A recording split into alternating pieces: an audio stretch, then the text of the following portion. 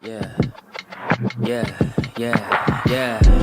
Making her way to the mic. They start dimming the lights. You start feeling alright. From Birmingham, home of the Teddy Longs, and the Ruben Studders. More once you discover. For all of the lovers, Whitney Houston and Roman Reigns. For all of the lovers, and Mickey James and Marvin Gaye. For all of the lovers, and Sasha Banks, Janelle Monáe, Silk, Sonic, and Paige. Allow me to say, look, I just found a place, sweet escape for every one of us. I was kinda late, cause I just made it off the struggle bus. Walking by the fate, cause I know it's right in front of us. Yo, I ain't with the hate, gotta focus on what's great. Ladies and gentlemen, Steph Hardy is on the air. Had to drop a couple bars just to make you all aware. So, sit back, relax, enjoy the show. You know I go by Joe or the rest of the flow. Yeah.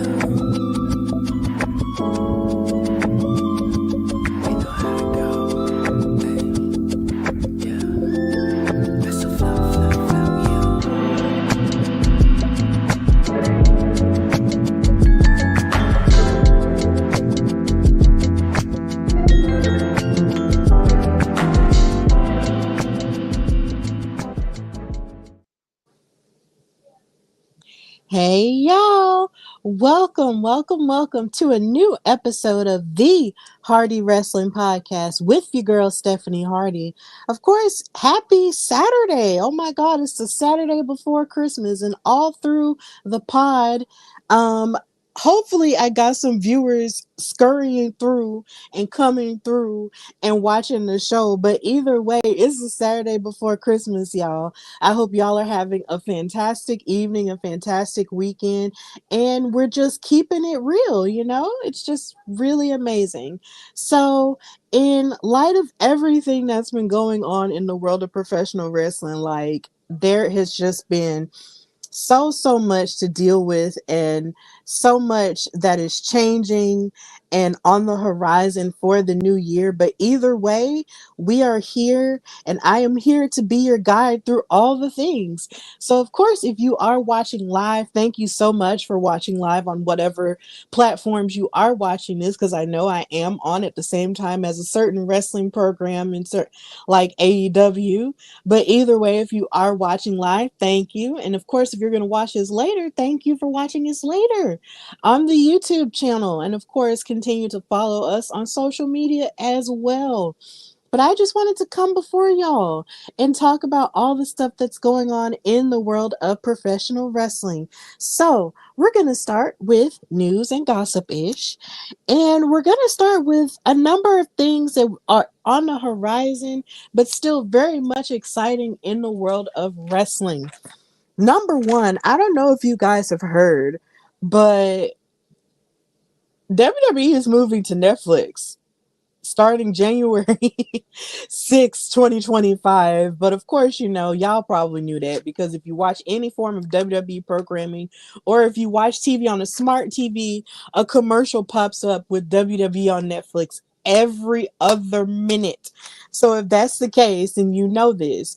But in the midst of all the announcements that were being made in terms of WWE on Netflix, one big announcement happened this week stating that SmackDown would be moving to SmackDown would be moving to Netflix as well. But not only will it be moving to Netflix, it will also be it will also be 3 hours. It's being moved from the 2 hour format that SmackDown has usually been known for the past 20 plus years, to now being 3 hours, like the way Raw used to be.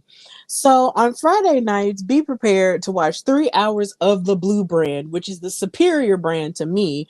But I know to some people, they were like, oh my God, my sleep schedule is already trash. This is going to destroy it. But at the same time, if you're a wrestling fan, and if you're really passionate about, all the stuff that you want to catch, then 9 times out of 10, you're going to stay up regardless.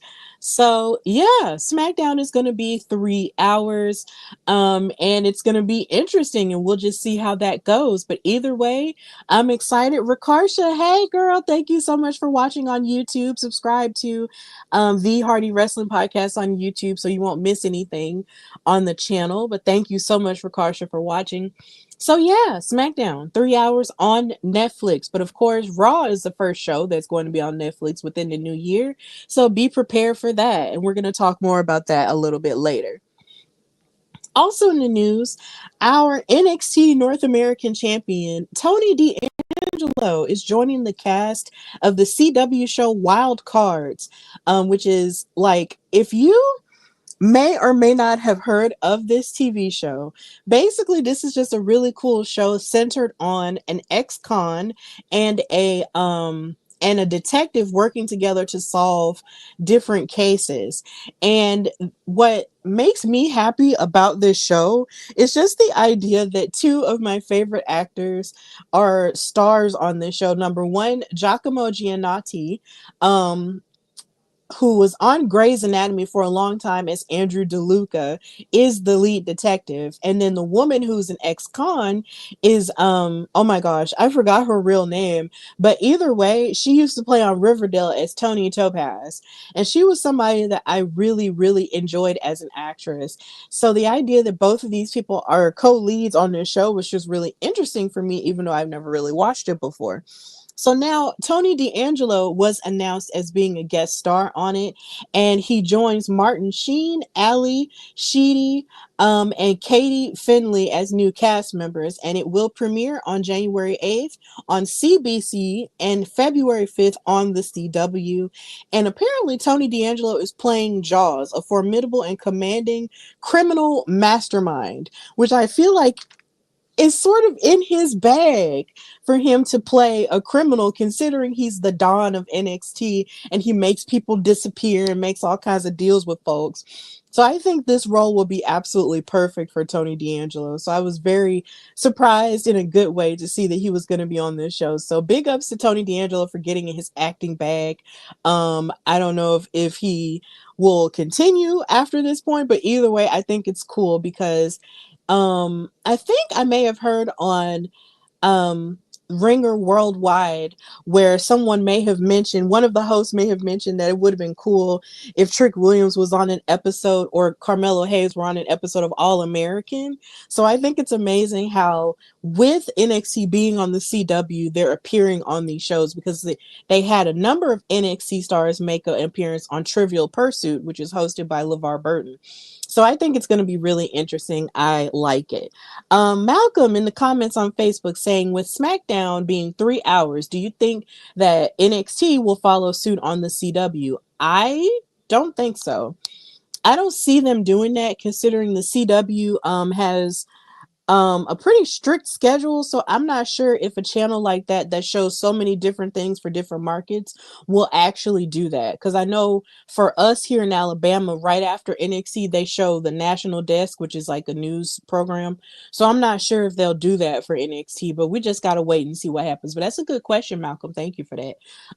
So yeah, big ups to Tony D'Angelo for getting in his acting bag on Wild Cards. This is going to be really cute and I love it. Also, speaking of acting bags, we have Becky Lynch, the man, also getting further in her acting bag. She announced on social media that she has officially joined the cast of Paramount Plus's series Star Trek Starfleet Academy. And she is quoted as saying, "You know, when you've already been champion of the world, there's only one place to go next, and that's to the stars. I'm so excited to share with all of you that I'm joining Star Trek Starfleet Academy as part of the Bridge crew. This has been the most amazing experience acting alongside just a spectacular cast of crew, and I cannot wait for you all to check it out when it comes out on Paramount Plus. Live long and prosper." And Variety reporting this proceeded to explain, that she had been featured in acting roles before, like on Young Rock when she played Cyndi Lauper. And then she also made an appearance on Billions on Showtime as herself. But either way, she's been on TV shows before. So she will be acting on this new show, the Star Trek show, and it follows the adventures of a new class of Starfleet cadets as they come of age in one of the most legendary places in the galaxy. The series will introduce viewers to this young group of cadets as they come together to pursue a common dream of hope and optimism. Under the watchful and demanding eyes of their instructors, they will discover what it takes to become Starfleet officers as they navigate blossoming friendships, explosive rivalries, first loves, and a new enemy that threatens both the Academy and the Federation itself. So, this is interesting. I can't wait to see what Becky Lynch adds to Star Trek Starfleet Academy. I think it's interesting how they're finding new ways to make Star Trek more and more relevant because it's been around for such a long time. I know my parents, but mostly I think my dad watched a little bit of Star Trek in terms of the movies with William Shatner. So I feel like the more and the broader it gets, the more relevant it becomes because I know when I ran up on Star Trek, um, I ran up on the TV show with Patrick Stewart and LeVar Burton here again on the show.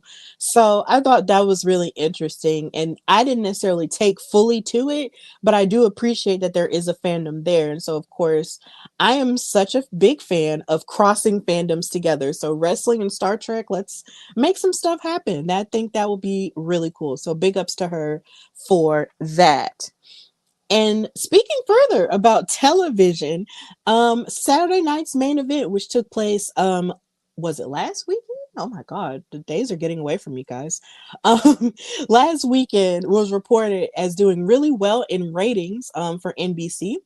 They reported on Variety that the 2 hour broadcast pulled in 2.3 million viewers on Saturday night between the hours of 8 and 10 p.m. Eastern Standard Time. That includes 1.59 million viewers on NBC and an additional 700,000 who streamed it live on Peacock. And by comparison, the NBA Cup semifinal matchup between the Houston Rockets and the Oklahoma City Thunder averaged 1.89 million viewers on ABC alone. And of course, they reported that this is the first Saturday night's main event since 2008, which drew 2.4 million viewers at that time.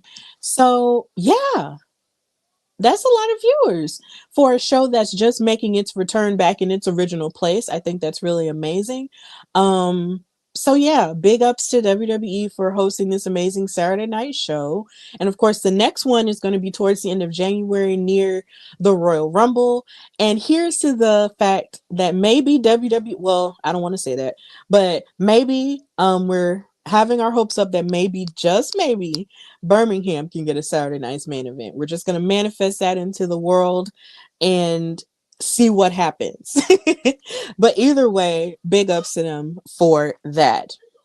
Also, in the world of WoW, I know I try to save a lot of my WoW talk for Steph and Cat Talk WoW, which comes on every week, but they do have a new personality that I do want to talk about. It's been reported that sports and entertainment television host Sibley Skulls, who is just super pretty. Like, look at this picture. She is just gorgeous. Sibley Skulls will be a part of the WoW broadcast team starting next month. And the statement was issued stating that she had been featured on Access Hollywood, E Entertainment, and the Las Vegas Raiders in-game host. And she's going to be joining as the new field reporter starting on the weekend of January the 18th. And she will be joining broadcast team David McLean and Nigel Zane as a backstage and field reporter. And she is quoted as saying, "It's incredible to be a part of a promotion that puts women first. WoW allows me to not only interview the WoW superstars, but I'm also empowered to flex my production skills as a show segment producer." And they further said that she is an Emmy-winning host and producer for the Raiders Talk of the Nation and the in-game host for the Las Vegas Raiders. And she was the host of the Super Bowl in Las Vegas and the 2023 NFL Pro Bowl, where she emceed the debut of the Pro Bowl's new format. And she hosted the record-breaking Netflix broadcast of the Mike Tyson-Jake Paul fight, which is the most streamed sporting events in history. So Miss Ma'am has an amazing resume, and I cannot wait to see her on WoW. And of course, I'm pretty sure me and Katrina cannot wait to talk about the pizzazz that she and the charisma that she is going to add to the show. We can't wait for that as we enter a new year of covering WoW on our own. So I'm really excited to see this beautiful woman, give her pizzazz to an already amazing show. And if you have not already, please give Wow Superheroes a try within the new year and just support women's wrestling as a whole in every format and in every promotion near you and on television as well. Also, in news and gossipish, we had the debut of a teaser trailer for the movie Queen of the Ring. Queen of the Ring is a movie that's going to be telling the life story of Mildred Burke, who was one of the pioneers of women's wrestling back in the day. And if you watch this trailer, then you see how deep this movie is really going to be. I am super, super excited. The movie is set to come out on March the 7th during Women's History Month of all months. I'm so pumped for that. And it features a few of our favorite people in women's wrestling, like Camille from AEW, Tony Storm, Naomi, and Dr. Britt Baker, DMD. I am so excited for this movie. I cannot wait to see what else and what other stories this movie is going to tell. Because the first time I heard of Mildred Burke, it was actually at NWA Empower. Here again, another moment that ties back to that event for me. I had never heard of Mildred Burke until that point. So as I did my research and Googled her and just looked up stuff about her, it looked like she was a pretty legit woman for the time in which, she was breaking into wrestling and just opening doors for other women in wrestling too. And then it was very emotional watching this preview for this movie right after watching Mercedes Monet versus Hazuki. It's like you can definitely see that a lot of the women back then paved the way for the moments that we get to see in women's wrestling now, and it is just so beautiful to see. So big ups to the production team and all of the movie makers who made this movie happen, and I cannot wait to go see it in March. I'm really, really excited. And in speaking of more women's wrestling history, Ring of Honor Women's World Forever Champion goddess Athena, who just defended her title against one of her minions or possibly former minions, Billy Starks at Final Battle, had a lot to say in an interview that she had on Instinct Culture with Denise Salcedo. Shout out to her. Denise asked her about the possibility of what it would mean for her to face Mercedes Monet, the double champion. And she is quoted as saying, "That's someone I watch very, very closely every match that she has. I think when the bar stacks up, that is my ultimate rival. That is the person that, like, I don't know how that match is going to pan out. When I look at every scenario in my head, because she's so innovative, I'm very innovative, I'm very creative. I know that she loves wrestling just as much as I love wrestling. We've had conversations about watching old stuff, all Japan and old TNA stuff. It's really like I feel like I might have met my match as far as creativity goes in the ring." And then she also mentioned about how Mercedes had never beaten her before. She said, "But at the same time, I've been in matches with her former self and she's never beat me. I look at that and know that, okay, but those weren't singles matches. There were other variables," which is something that I addressed in an article that I wrote about that. With Daily DDT. "If it came down to me versus Mercedes Monet one-on-one, that has to headline.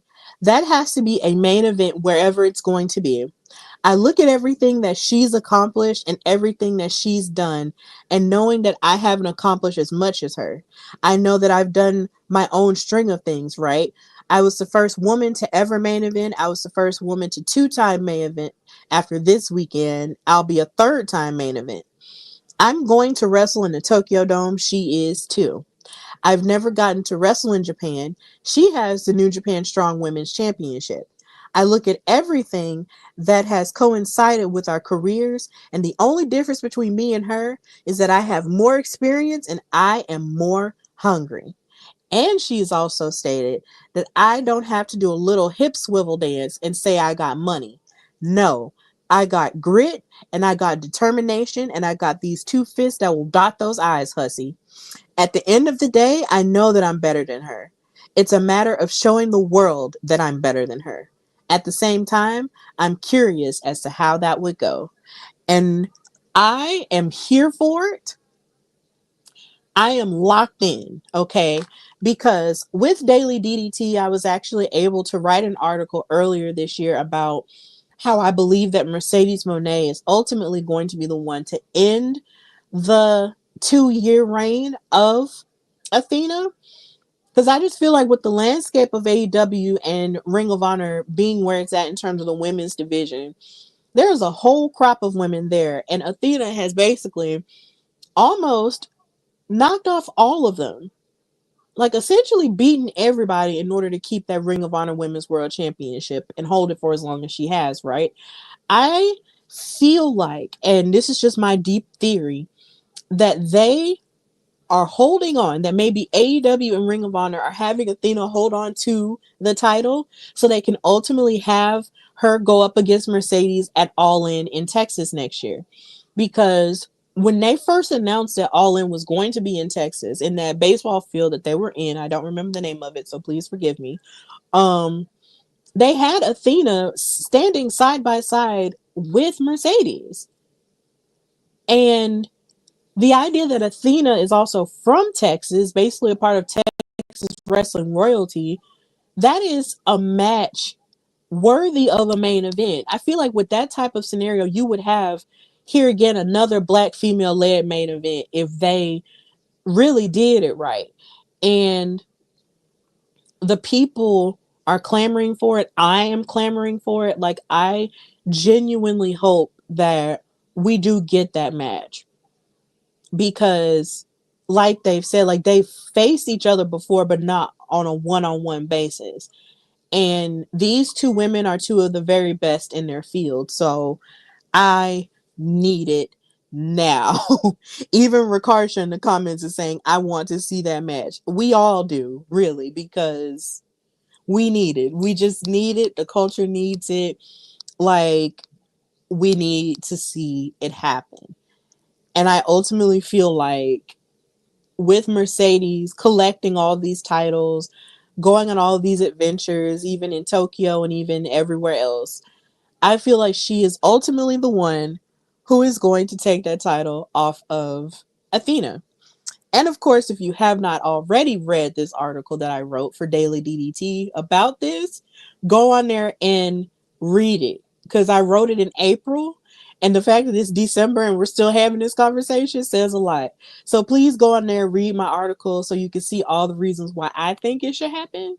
And maybe we'll manifest something for next year at All In Texas, because that's the stage right there. And they need to main event it. Like, ain't no co-main event like y'all did for Mercedes and Willow. Ain't no triple main event. Make it the main event of All In Texas. And that's all I have to say about that. Now, in moving and speaking of fierce black women, I have to talk about Chris Yim again. So for those who are listening or who are watching who may or may not know who Chris Yim is, she is Mia Yim, Michin's sister in real life. And she is also the love interest and the girlfriend of Big E, our beloved Big E, who was sadly tossed away from the New Day by Kofi Kingston and Xavier Woods a few weeks ago. So Miss Ma'am is just making me love her more and more each week. And she tweeted with along with pictures of her and Biggie at the premiere of Laid, and she said, "It's okay to leave toxic situations for your overall happiness and prioritize those who appreciate you for you and not just what you do for them.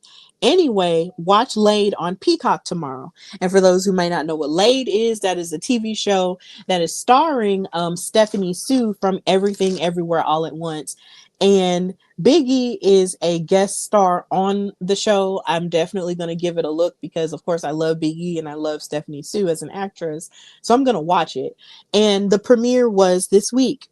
So in the midst of all of this, Kofi and Xavier take it upon themselves to throw shade at Big E for doing everything except wrestling with them because, of course, he's booked and busy. He was an ambassador for a game, for a bowl for a bowl game that's supposed to be taking place, and now he's doing stuff like this.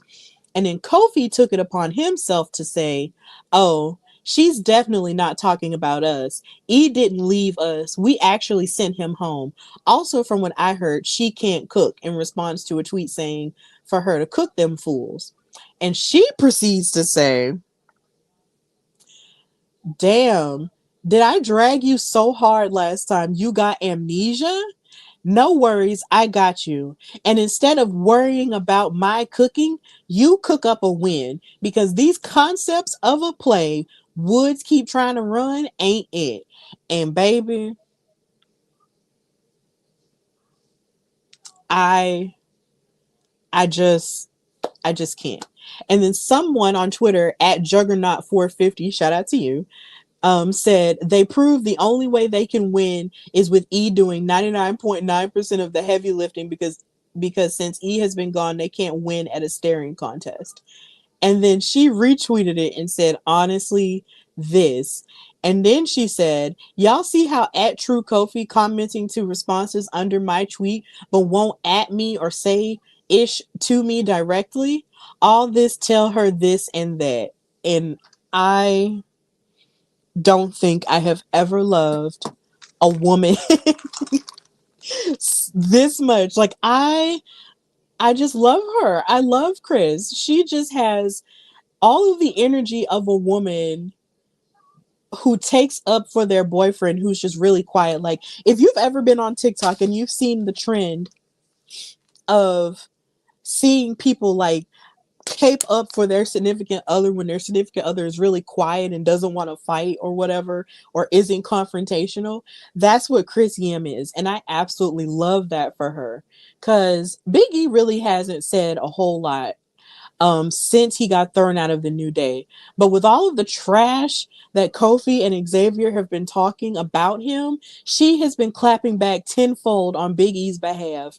And I just love that for him. I love that for them. And I just want them to last forever and ever and always. And I'm just a fan. I love her. Like, at this point, I want to see her on the show. I want to see her on Raw and get on the microphone and cook them.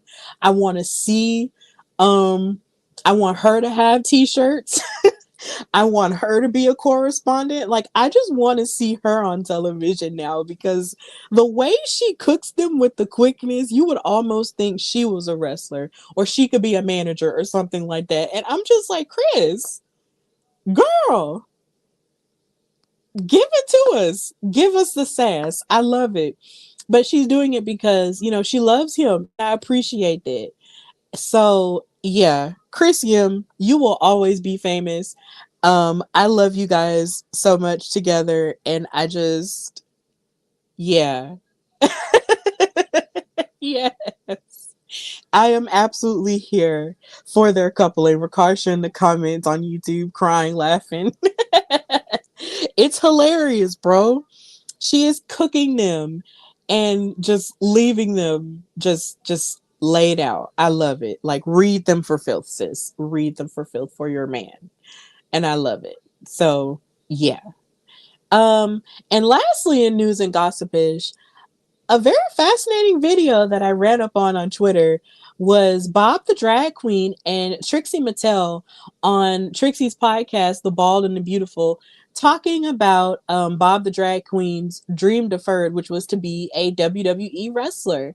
And of course, these are two men who are drag queens, who were on RuPaul's Drag Race, and they have since gone into media and done other things as well. They were on this show talking about how Bob the Drag Queen loved wrestling so much, and he proceeded to list off a number of wrestlers that he knew, like Sting, all of Mick Foley's characters, and basically stating that he wanted to be a wrestler so bad, and that at one point he got to fighting with his brother for changing the channel off of WWE wrestling, and I love it. I love the cross connections that people in other fandoms and in other worlds are having with wrestling at this point, and actually admitting that at one point they loved it, and it is just the most amazing thing ever. So to see these two fierce queens talk about it unapologetically on their show, it's just really amazing. And I would definitely encourage Trixie Mattel and Bob the Drag Queen to actually give it a watch now. Please watch wrestling now so you can see see how much it's changed and evolved over the years. So yeah, or maybe even come to a show or something. But yeah, I just love seeing wrestling in all these other spaces. And now, getting further into the drag queen LGBTQIA plus spaces. I just love it so much. So that's all really for news and gossipish. That's enough, don't you think? Um, so now we're gonna go into what I liked in wrestling this week. And baby, it was a lot. So when it comes to Raw, well, actually, no, not even Raw. We got to go back a little bit before Raw. This past weekend was New Japan Pro Wrestling Strong Style Evolved. And in speaking of women in the main event, Mercedes Moné was defending the New Japan Strong Women's title against Hazuki. And ironically, they were having Strong Style evolved in the same arena where she was facing off against Willow Nightingale for the Strong title and where she sustained her injury that kept her out for over a year. So she came back here to defend the title that now she has won against someone who she faced off before in the form of Hazuki. But the last time they fought in triple threat action with Azumi for the IWGP Women's title. And when I tell you this match was good, I did not watch it when it happened live, but I did watch it Monday afterward, and when I was looking at it, I just could not believe what I saw. Now I could believe it because Mercedes is my GOAT and I study all her matches and I just love her so much. But yo, her and Hazuki put on an over 30-minute clinic that I would just recommend to any person who wants to get further into women's wrestling. Like, this was a masterclass in how you put on a match. Like, these women were hitting each other super hard, kicking each other in the head. Hazuki looked like she was about to kick Mercedes's head off of her neck at one point. Like, oh my God, these women left me absolutely breathless. And it was a couple of times where I really felt like maybe Mercedes might not win.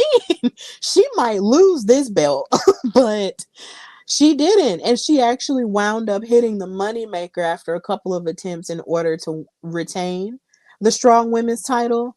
And she was confronted by Mina Shirakawa, who she's supposed to be fighting, I believe, next month at the Tokyo Dome.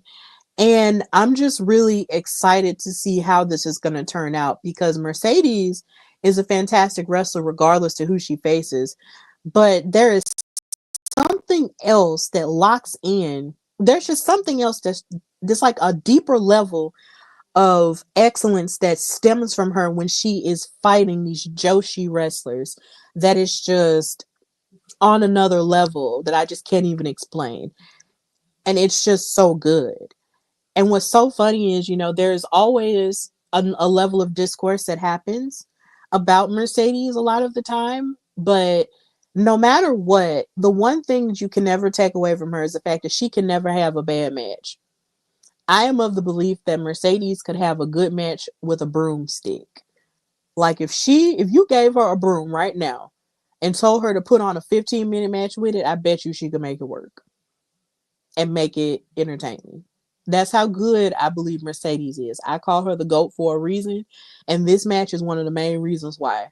And Hazuki definitely upped her game since the last time I saw her wrestle, and she brought every inch of herself into that match. But baby, this is Mercedes' world, and we just got to live in it. So this match was fantastic. I do recommend that you go back and watch it. Like I said, this was on New Japan Pro Wrestling Strong Style Evolved. If you're looking for that pay-per-view or looking for that match in particular, and just watch it. Just put it on, sit down, lock in, and go for the ride because you're going to be in for it. Just pure excellence from both of these women. Mercedes Moné is the GOAT. Yes. So that was the first thing I loved in wrestling this week. Now we can go to Raw. Now, Rhea Ripley has been named the number one contender for the Women's World Championship that is being held by Liv Morgan, Miss Ma'am. And of course, this makes sense because Rhea has now pinned Liv Morgan twice in tag team and War Games action. And of course, since Liv beat Io, Rhea is next in line. And so while Liv came out there to celebrate her win from Saturday night's main event with Raquel Rodriguez and Dominic or whatever, she came out there with a megaphone and was talking all this trash saying, I'm the greatest women's world champion ever, and all of that. Rhea comes out there and Liv looks irritated because, of course, this is my brutality comes on. And so she comes out there and Rhea's like, look, I have something I need to tell you. I have a message. And then Liv decides to be even more crazier and was like, nobody wants to hear what you have to say. And then Rhea tells her to shut the hell up. And so she tells her that she's been made number one contender by Adam Pearce. And she said that the only thing you'll have to celebrate next year is not being women's world champion. And then after Raw on Netflix, the only thing that you will have to hold on to is your little chicken tender slut. And she looked dead at Dominic when she said it. Your chicken tender slut. When I tell you, I hollered. I hollered, and then what made it even worse was looking at Dominic's face afterward. It was so funny, like. And then Public Enemies podcast, shout out to them. They tweeted and said that Dominic was looking at Rhea like, I can't believe this was the woman who used to love me. And then they tweeted again saying that Dom was looking at Rhea like she called him a slur. And I was hollering like, bruh, that was just the funniest thing ever. So if you see the title of this episode and it's called Tape Glue and Chicken Tender Sluts, then it's because of Rhea. It's because of her. And it was one of the best things I've heard in wrestling this week. I was laughing super hard and I just love it because honestly, when it comes to Liv, I am of the notion that I really believe that she treasures the idea that she stole Judgment Day and stole Dominic from Rhea more so than she treasures being champion at this point. Like, yeah, in name, she likes to say that she's the greatest women's world champion ever, but she doesn't prioritize it, I feel, on the same level, or at least she hadn't been prioritizing it on the same level as she did with just being on her revenge tour and taking everything from Rhea, including Judgment Day. And honestly, when it came to their confrontation at the kickoff show for Raw on Netflix, Rhea told her, like, the only reason you're a champion is because I wasn't here. And yeah, that's true because she was injured. But the only reason she is still champion is because Dominic helped her retain it. And the only reason she was able to win it off Becky Lynch was because Dominic helped her. But yet, somehow or another, she's able to defend against Io, by herself and all of the above. But when it comes to Rhea specifically, she can't win without interference. I hope somehow or another the match on Raw and Netflix does not have any interference. Like Judgment Day is out of it and all these other people are out of it. So they can just face each other one-on-one, because if Liv really is as good as she feels like she is, then she will fight Rhea one-on-one. But if not, then she might as well just kiss that ring goodbye. So yeah, and it's like I said last week, Rhea has been through all the glass ceilings. She's beaten up on Dominic like a pinata at Bad Blood. She destroyed Raquel at an Anything Goes match.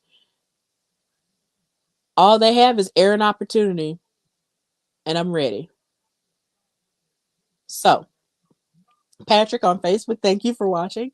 He's saying, I hope this is the last face off between Liv and Rhea. That feud has been long and enjoyable. Yeah, it has been enjoyable, but I'm just really refreshed by the idea that they are centering more of themselves instead of the whole Dominic and Judgment Day of it all. I'm glad that they've gotten that out of the way. So now we can move to them fighting one on one. Yeah, I'm here for it. So yeah, chicken tender slut. Okay, let me move. Another thing I enjoyed on Raw with the women has to do with Zoe Stark. The idea that number one, she came out there and fought in the women's intercontinental tournament match in a Pure Fusion Collective t-shirt. I thought that was really cool because I didn't know they had merch, but I'm glad they do. And then she wound up winning, so now she's going forward in a tournament. And I feel like she definitely deserves this because really the last title match we saw her have was like when she fought Rhea like last year at Survivor Series for the women's world title. And I think here again, this title is just the presence of this title is definitely giving these women other opportunities. And I'm glad that not Liv, but I'm glad that Zoe did win this match. But I will say this, Kaden Carter showed up very well in this match too. And I definitely believe that at one day she could very well be IC champ too. That is, if her and Katana Chance don't continue their tag work together or just decide to take a break on it, then either one of them could be. But I'm definitely here for Kaden because she showed out. And I was just very surprised that Raquel lost, but she has enough going on as it is. So yeah, Kaden really shone here in this match, but I am glad that Zoe Stark won. So that was amazing. This tournament rolls on. Yay, women's wrestling. So when it comes to the men on Raw, however, everything got heated at the very beginning when CM Punk came out there and started throwing shade at Seth Rollins because this rivalry is hot already. And he came out there throwing mad shade at him, calling him the name of something that sounded like a nursery rhyme, and I'm not entirely sure what it was. So if you know while you're watching live and you want to chime in the comments, please tell me. But it was hilarious though. And then he mimicked his laugh and everything. And then what's so funny is Seth Rollins interrupts CM Punk by coming here again down the steps, in pure Shield form. And he talks about how, he wanted to see what the fans see in you, and that maybe if I stood from their perspective, I could see what's special about you. But even back here, I can't see it. And they just throwing shade at each other back and forth. And then Seth gave the kill shot by saying that no matter what, I will always have more WrestleMania main events than you.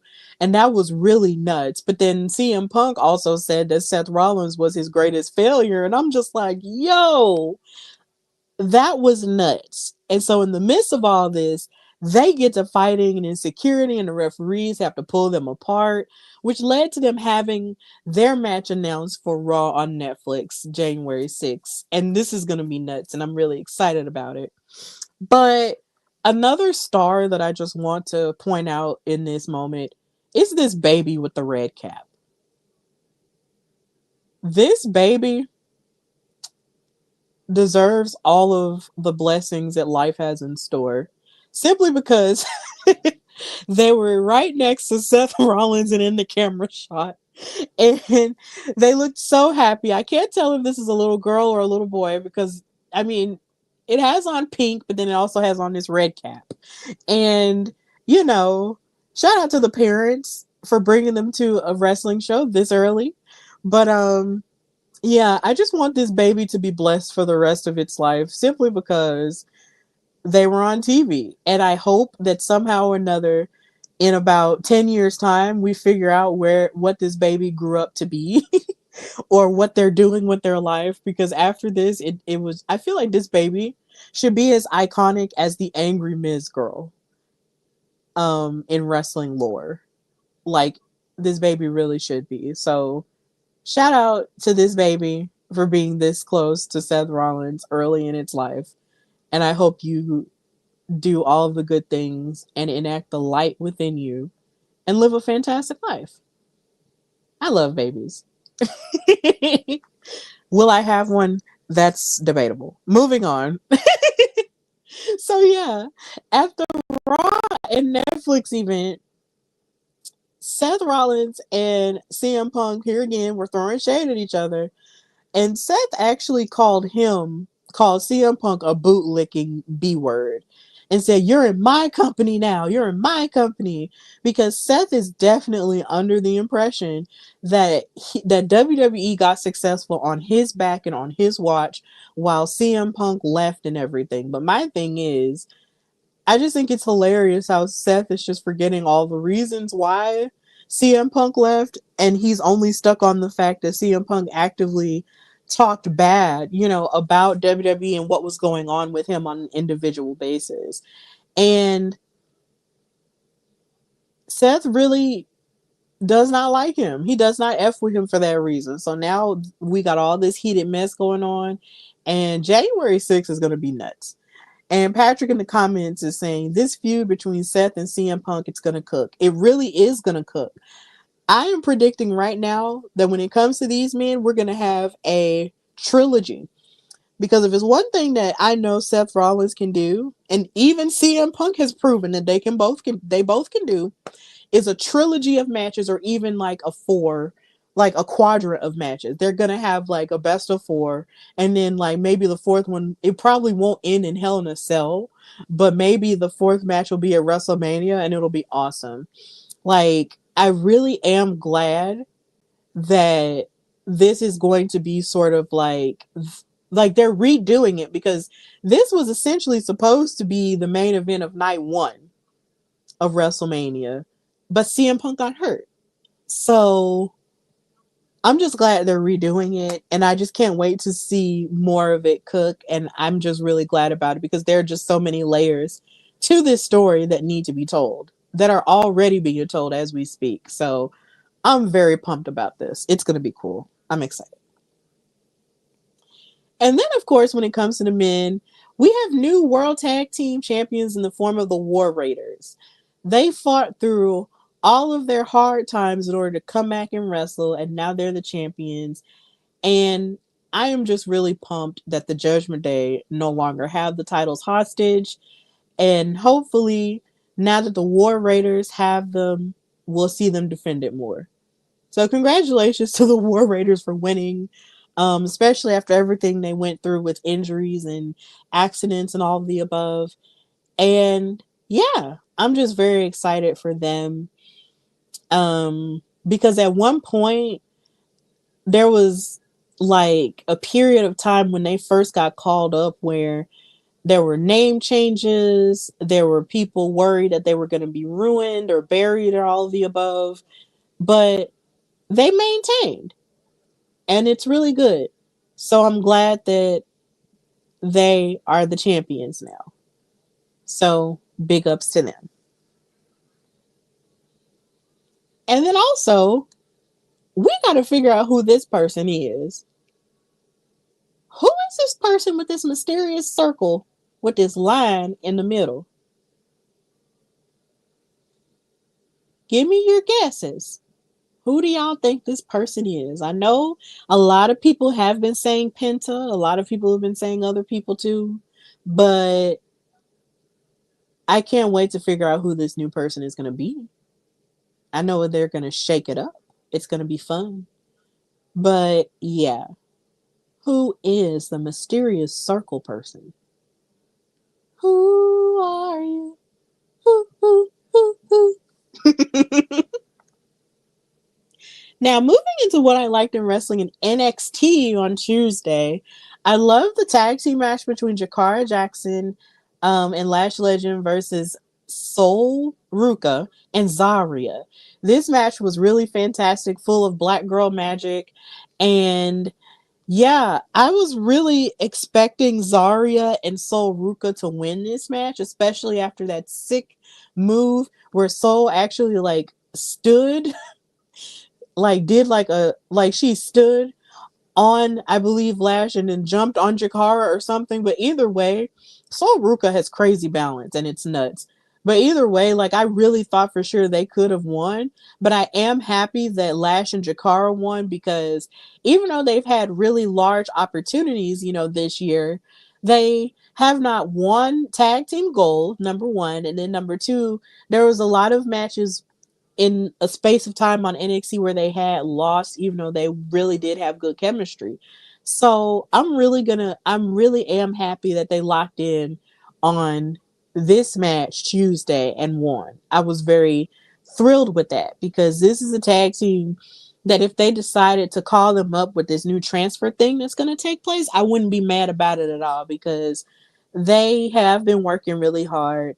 And considering we don't really see a lot of Oro Mensa and we have yet to see Noam Dar make his return, these two women are definitely holding it down in terms of metaphor.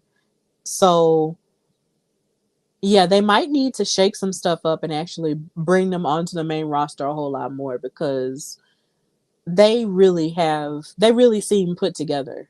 So this was really cool and I enjoyed it. Another thing that I'm enjoying it from an entertainment standpoint, but from a relationship standpoint, I'm really going to need for them to get it together. Carmen Petrovich was getting advice from Dion Lennox, who she's friends with, right? About Ashanti the Adonis. And so after he was being encouraging towards her and everything, she gives him a hug. But in the midst of her giving him a hug, Ashanti the Adonis decides to take it as a misunderstanding and be like, oh, so you messing around with him now, huh? So that means I could text Nikita, right? And so he just storms off and says, I'm going to text Nikita. And I'm just like,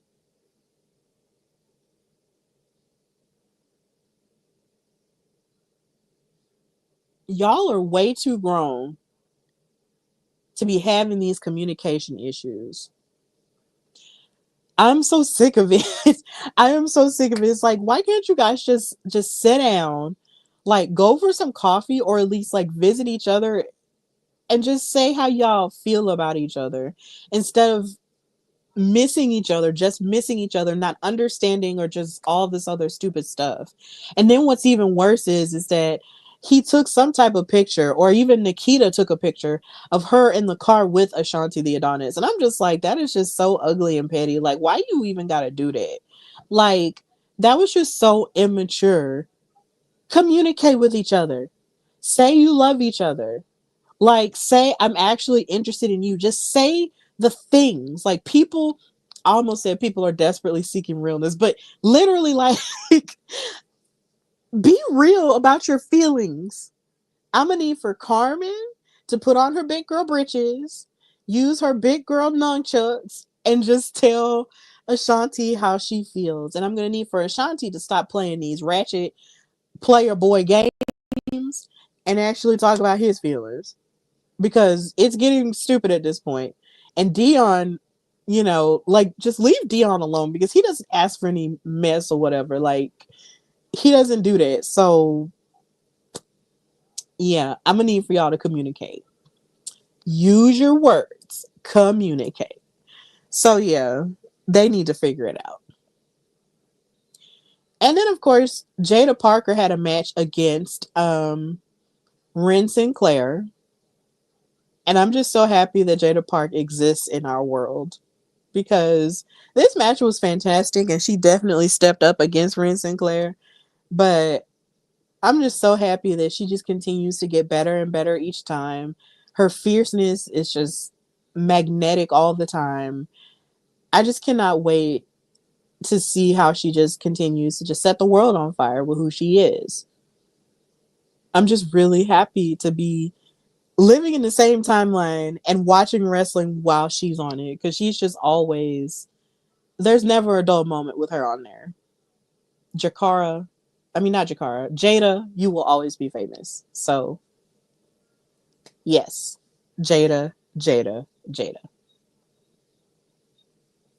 And also, the women have just been on all cylinders on NXT, and I just love every inch of it. Like, I found that when I was putting this show together and just thinking about what I loved about NXT this week, it's mostly the women.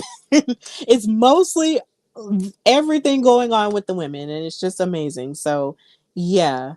Malcolm in the comments saying, I guess maybe he meant Jada, but Jada is the next Bianca Belair. She really is on everything. She is.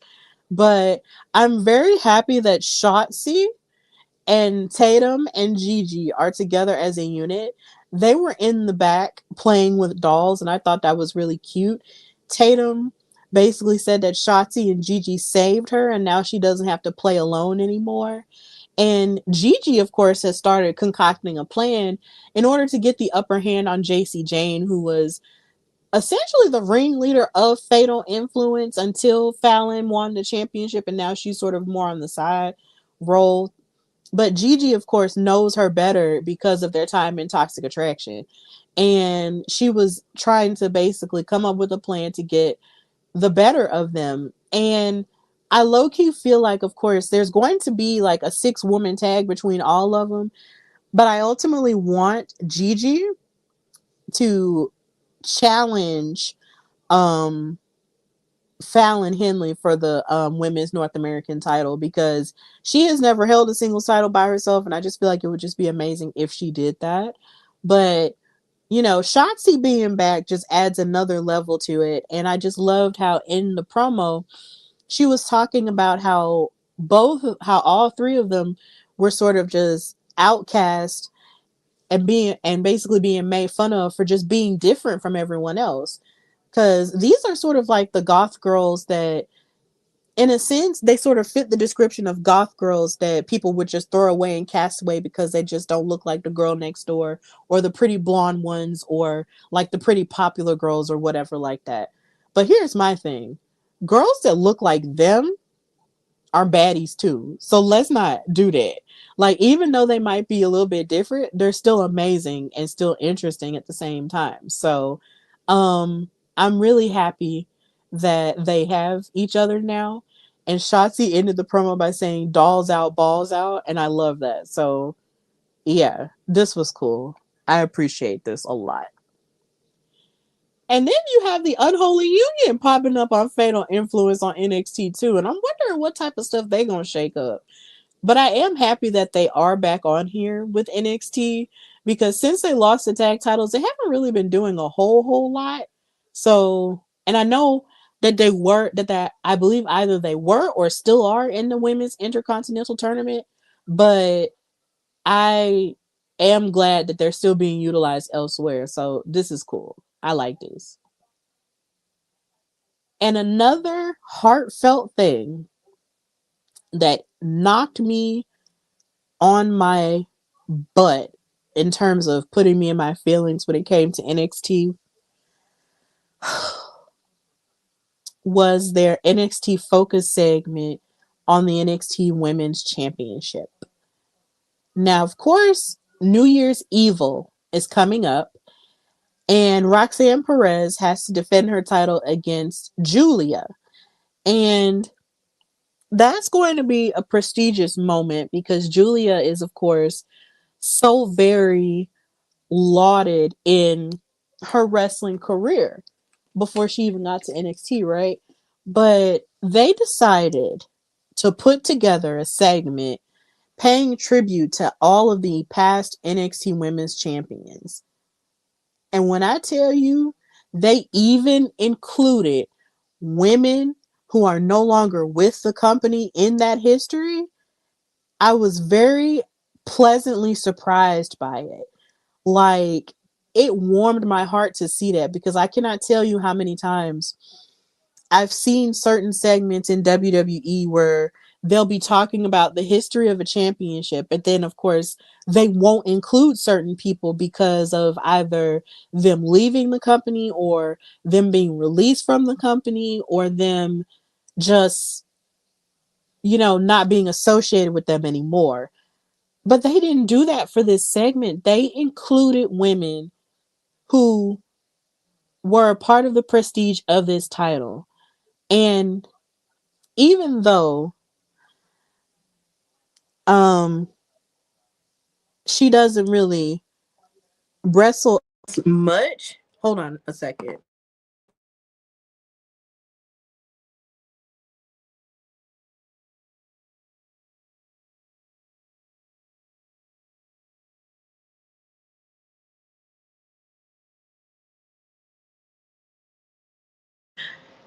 Okay. So even though she might not be as active, there are probably a lot of wrestling fans who do not know that Saraya was known as Paige a long time ago. But then again, she has a movie, Fighting with My Family.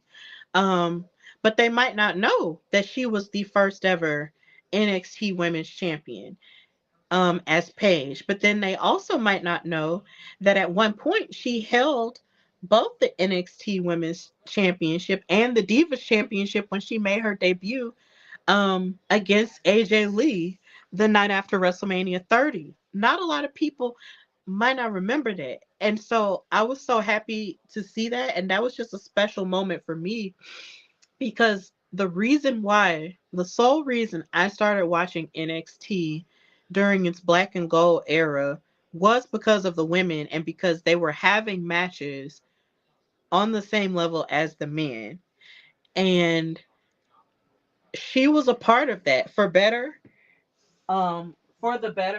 And I just can't even begin. Like every match that she had with Emma slash Tennille Dashwood was everything to me back then. And it was just really cool to see them acknowledge that. And then to also acknowledge Mercedes Moné when she was Sasha Banks and how she, fought tooth and nail for her opportunity when she won that title off of Charlotte in that fatal four way with along with Bayley and Becky Lynch.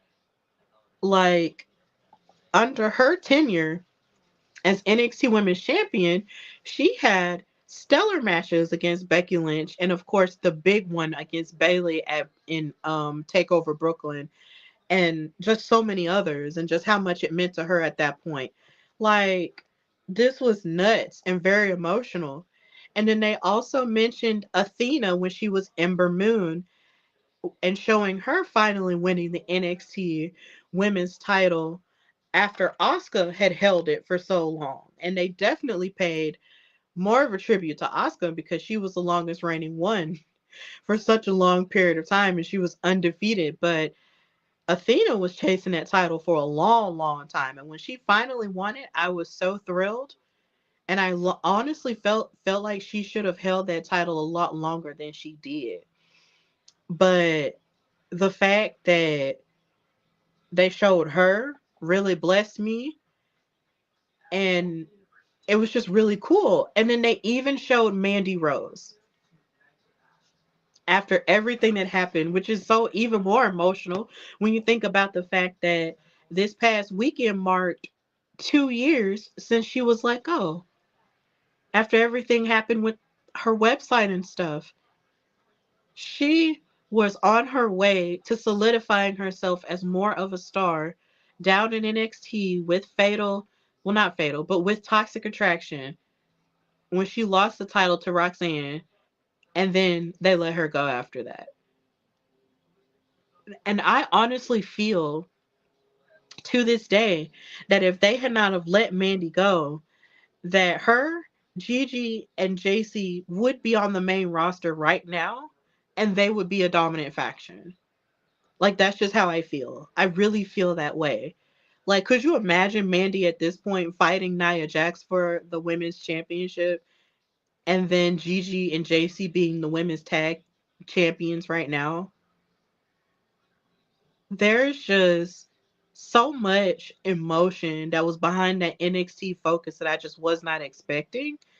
And it just really blew my mind how they paid tribute in such a tasteful way to the NXT Women's Championship and all of the women that held it and did not leave out a single person. That was amazing. So kudos to production for that.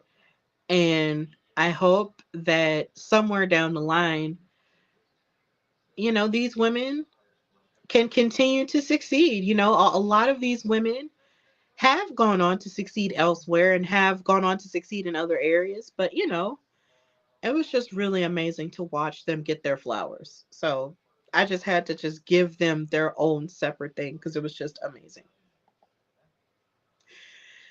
Whew. Now moving into the men on NXT, Ethan Page is no longer on the struggle bus, but he does now have a first class ticket to hell because he decided that he was going to attack Javon Evans after seeing him all night talk about everything that he did within the year. And then, of course, Javon apologized for that while he was talking about, how the year didn't go the way that he planned it. And Javon was trying to encourage him or whatnot.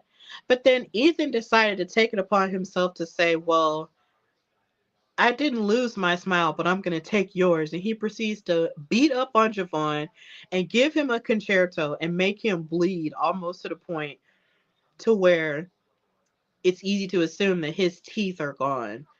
And that was so brutal. It was so gross. I was just like, how dare you, Ethan?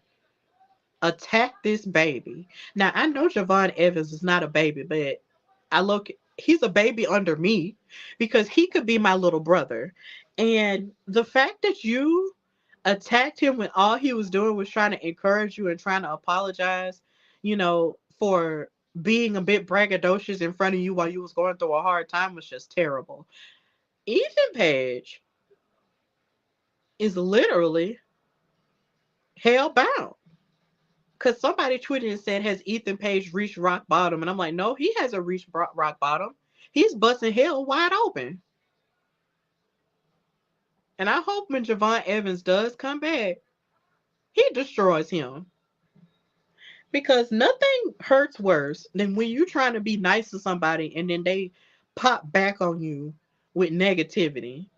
I hope he rocks his ass. Forgive me for cursing, but I really hope he just rocks him so hard that he has to run away from NXT, period. I hope when Javon Evans come back, he attacks him in the NXT parking lot, which is proven to be the most dangerous place in all of WWE. I hope he attacks him so hard that he considers going back to Jacksonville. But that's another conversation for another day. Ethan Page is hellbound. And I'm tired. Ricardisha in the comments saying, yep, he can go to hell. Absolutely. It's bad. It's really bad. Now, when it comes to the tape and glue part of the episode, that's definitely on the part of Fraxium. Nathan Frazier and Axiom, and how they just keep getting injured and beat up somehow, but yet keep keeping the tag titles.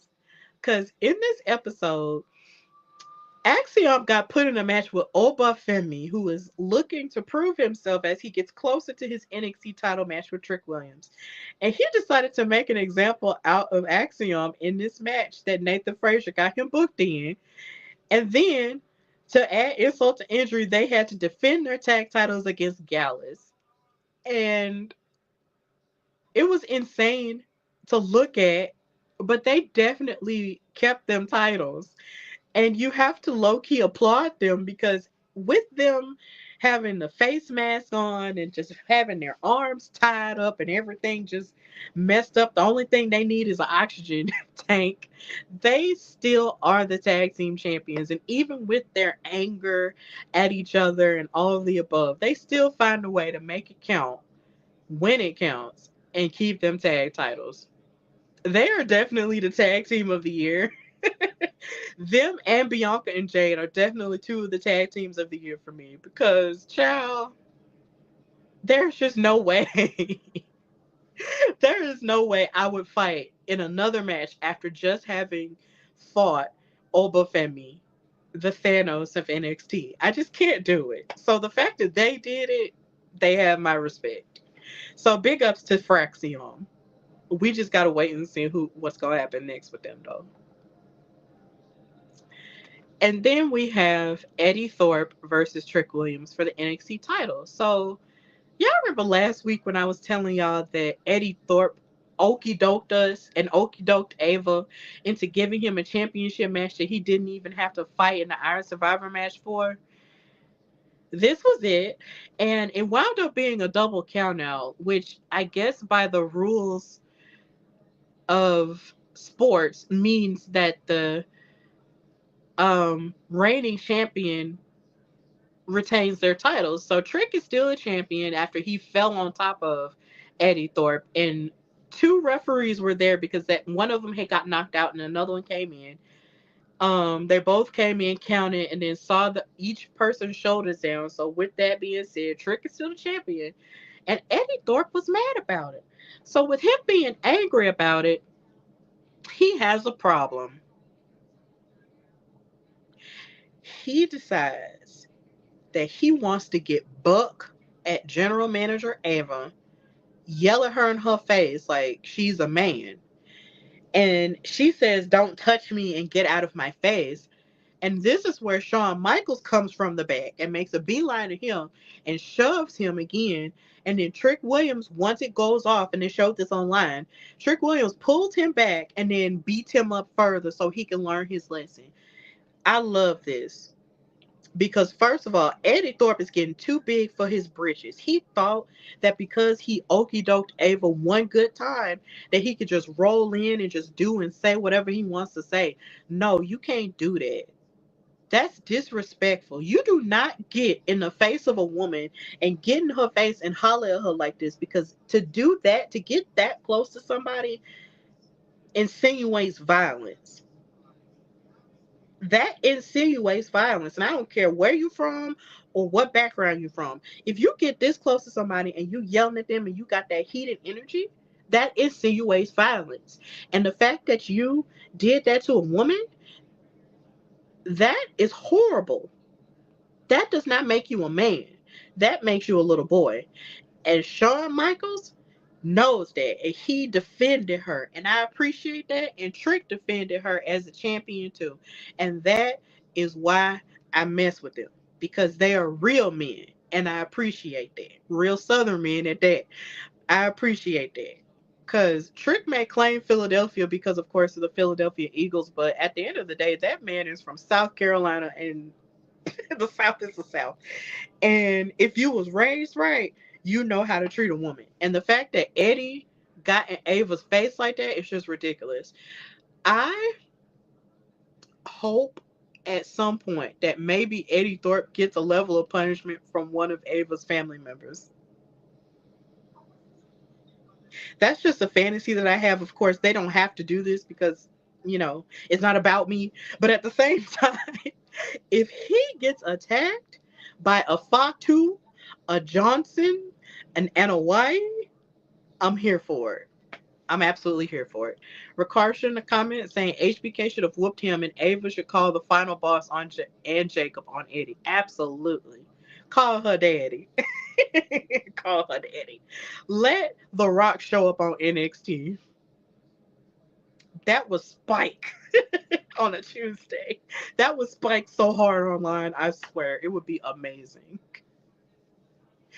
Oh, God, that would be great. But yeah, that was sick. But moving into SmackDown, Lord have mercy. My babies, my babies. Bianca Belair is still one half of the women's tag team champions, but she has a new partner in the form of Big Three member Naomi, who stepped in the absence of Jade Cargill and defended the titles with Bianca against Nia Jax and Candice LeRae, who thought they was just gonna roll in there. But then again, let me get to that later. These women are the tag team champions, and it's a beautiful visual because their gear was matching. They came out there dressed like zebras. They looked really beautiful, and they defended those titles. And Naomi is a champion in WWE again. It took a lot, but here we are, and she's holding a title in WWE.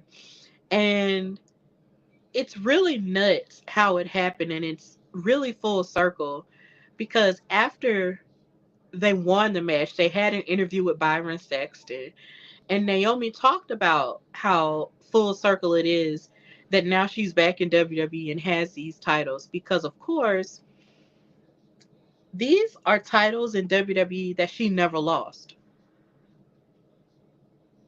Naomi never lost the women's tag team titles. She gave them up with Mercedes when they walked out of WWE. They vacated those titles.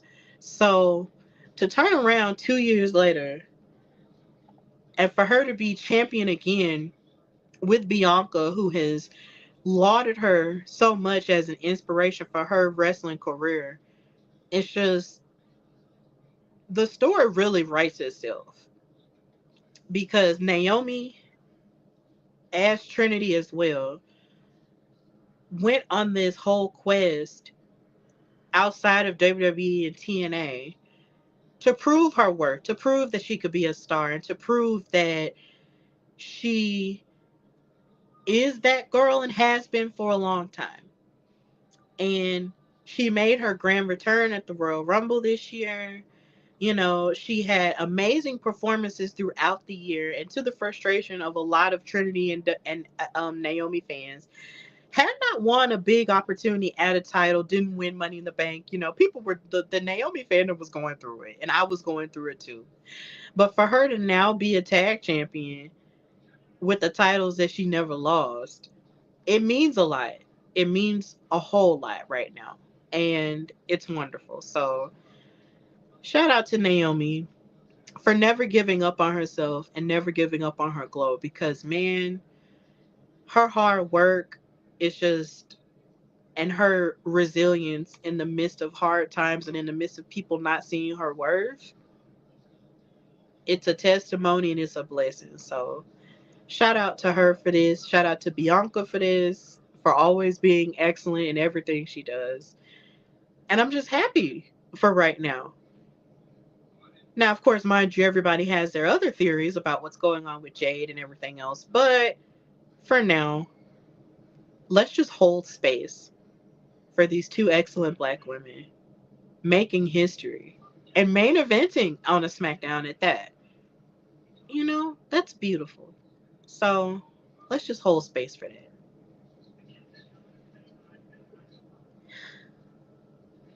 Isn't it nice?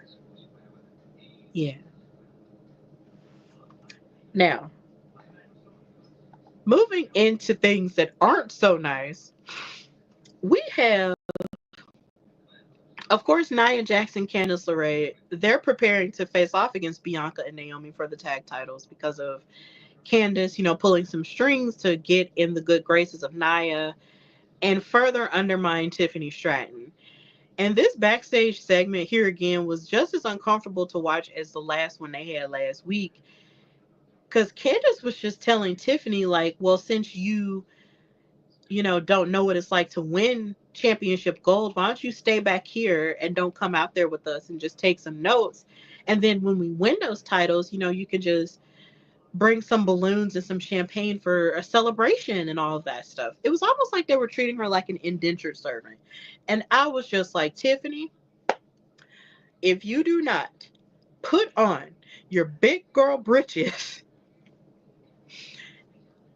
and humble Candace real quick and let her know that you are that girl, it makes me so sad because in July, Tiffany won Money in the Bank. Like, you have the entire world in your hands to cash in at a moment's notice, and you're being talked down to by Candace, somebody who just lost a tag team partner, number one, and number two, trying to cozy up to yet another partner for relevance, and number three, trashing you like you didn't make one of the biggest accomplishments of your career, and also trashing you like you weren't NXT Women's Champion and she wasn't. Like, I'm just gonna need for Candace to really just back and give Tiffany 50 feet. Cause she's just being real disrespectful to her right now.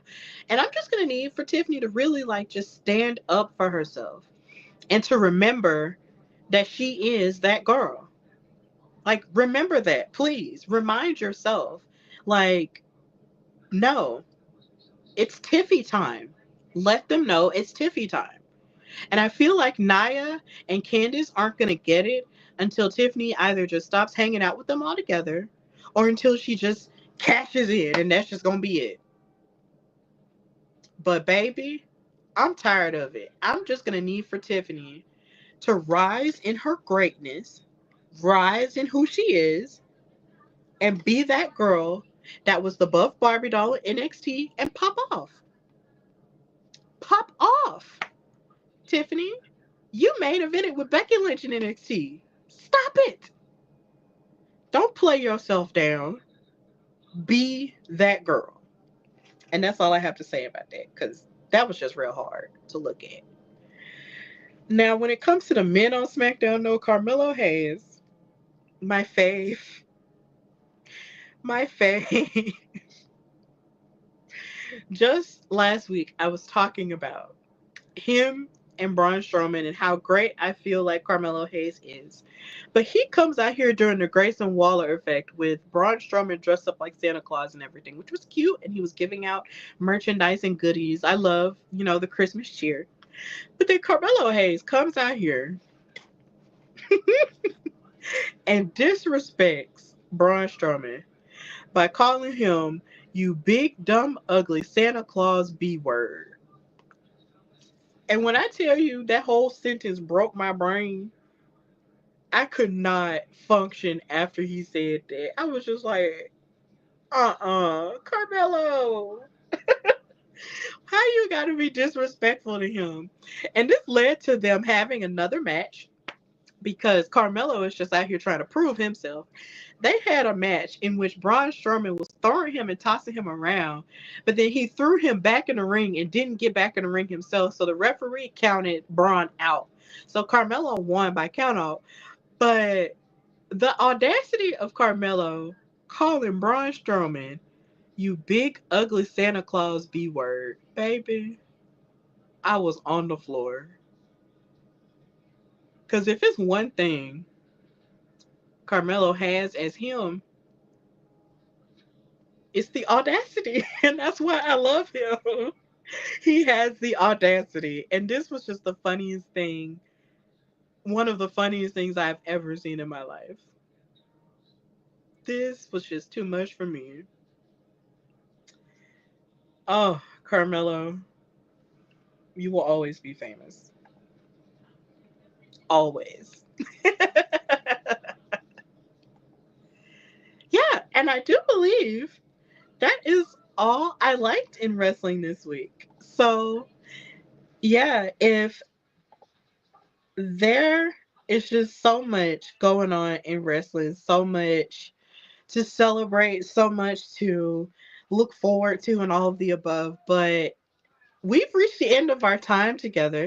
So, of course, thank you guys so much for watching me live. And, of course, if you're going to listen to this later, know that you can listen on all audio platforms on Apple Podcasts, Spotify, iHeartRadio, Amazon Music, and so many other different places where you can get podcasts. You can also watch and subscribe to the YouTube channel, which is The Hardy Wrestling Podcast with the logo over here. I can never point it to the thing, but the logo is over here with HWP in the middle. So please subscribe to the YouTube channel. I've gotten to 360 subscribers, so let's get those numbers up, please, please, please, and thank you guys so much for that, and just continuing to support me.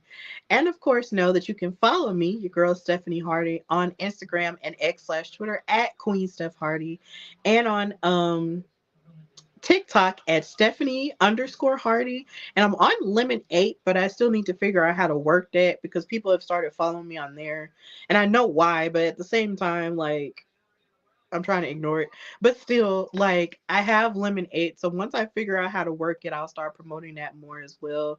And you can follow me on Blue Sky at Queen Steph Hardy as well.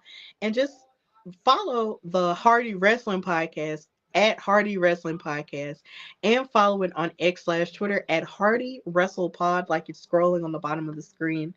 And of course, Catch me on Wednesdays or on whatever other day with Katrina from In Cat We Trust for the best WoW post show in the land, Steph and Cat Talk WoW. We're not having an episode this Wednesday because this Wednesday is Christmas, y'all. So we will get back to y'all on what day we're actually going to schedule that for. So please be on the lookout for that and just continue to support us as we cover WoW Women of Wrestling superheroes because there's just a lot of crazy stuff going on, so we're going to talk about that. So just be on the lookout. Also, if you are looking for a host, a commentator, a writer, or a panelist for any event that you have coming up, your girl is open for bookings in 2025. Again, your girl is open for bookings in 2025 for commentary, for panelist work, and as a writer and as a podcast guest or host.